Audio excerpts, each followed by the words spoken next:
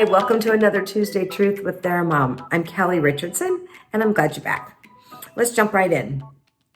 So today's Tuesday Truth is if you have an adolescent or a teenager, and if it feels like there's a lot of arguing and conflict and everything you say is wrong in your house with your teenager right now, I want you to know that not only is there a part of that that's really normal, more importantly, there's a part of that that's really healthy.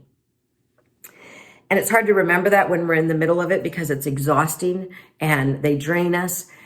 But the truth of it is really what we're doing is we're helping them get stronger and learn how to assert themselves and be ready for the big world when they jump out into it.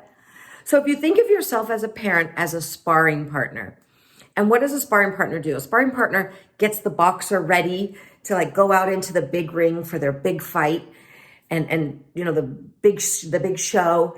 And the way that they do that is by helping them by practicing, helping them get stronger, helping them develop their skill set, helping them get in condition. So when they do get into the real world and they need to assert themselves and they need to protect themselves, and that they've learned that by the sparring partner.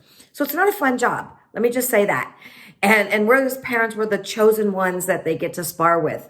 And the reason being is because at the end of the day, regardless of what stupid things they say or what stupid things we say, we're still going to love each other because that's our job as parents. We love unconditionally.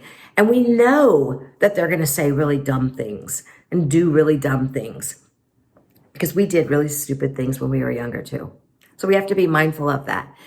But we also have to remember that we can teach them the difference in healthy arguing and unhealthy arguing. And healthy arguing is where people feel validated and listened to. It doesn't mean you have to agree, right? We can agree to disagree, but that people feel heard and that they're able to state their case. And unhealthy arguing is when there's physical violence or when there's name calling or yelling to a place where people feel emotionally or physically unsafe. And that's unhealthy arguing.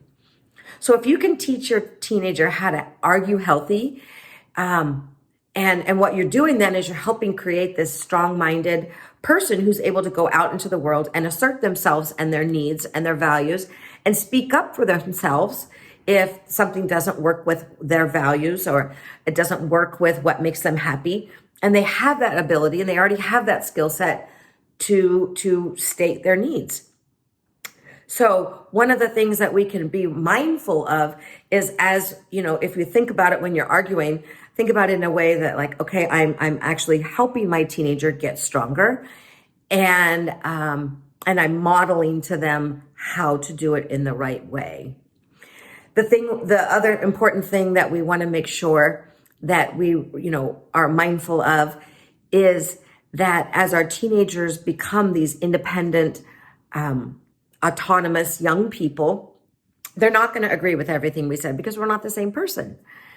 And so we want them to learn, who they are. And the way they're going to do that is by disagreeing. And we're that power of authority in their life. So the way that they kind of test their boundaries is by contesting the power of authority, which is us.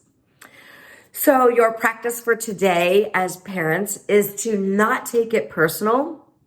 Think about it in a way that I'm the sparring partner and I'm really just helping my teenager get stronger and develop their power of assertiveness. Your practice is to stay calm in all of the battles, to remember this is just a season that they're going through. This is a season of life. And to continue to love on your teenager, even if all you're doing is fighting and battling, to remind them every night before they go to bed that you love them. And to really self-check on yourself and notice what you can do as a parent to model healthy boundaries. So I'll see you here next week. Thanks for tuning in and have a good Tuesday. Bye-bye.